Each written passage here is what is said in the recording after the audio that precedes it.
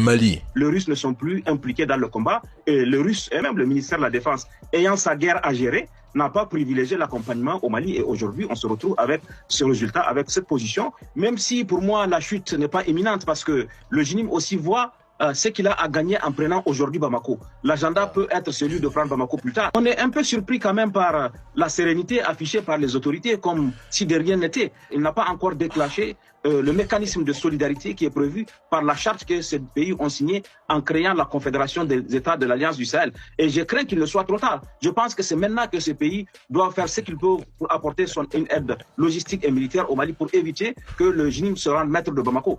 Tantôt, la Russie a échoué au Mali. Ses appuis seraient inutiles et l'armée malienne serait à bout, le pays sur le point de s'effondrer.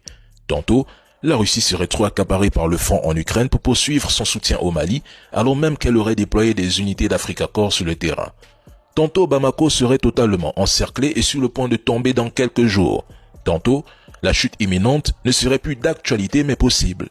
On nous dit que les terreaux observent la situation. Mais si ces groupes avaient vraiment les moyens de prendre Bamako, que ferait-il à regarder la ville cachée derrière des arbres? Tantôt, on affirme que, quoi qu'il arrive, Bamako tombera et que les terreaux prendront le pouvoir avec les opposants. Tantôt, on prétend que le Burkina et le Niger devraient intervenir militairement pour repousser ces groupes et sauver la capitale. Tantôt, les terreaux seraient à seulement 15 km de la ville, prêts à déloger le général Assimi Goïta. Tantôt, il reculerait, réévaluerait la situation, car il se préparerait à prendre le pouvoir.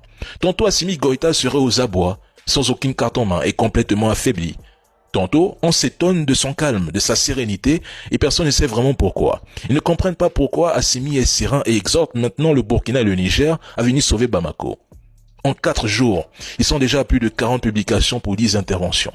Même LCI, chaîne de propagande, vient de nous proposer un reportage sur la chute imminente de Bamako, mais n'arrive toujours pas à nous produire un reportage sur la chute imminente de Pokrovsk en Ukraine.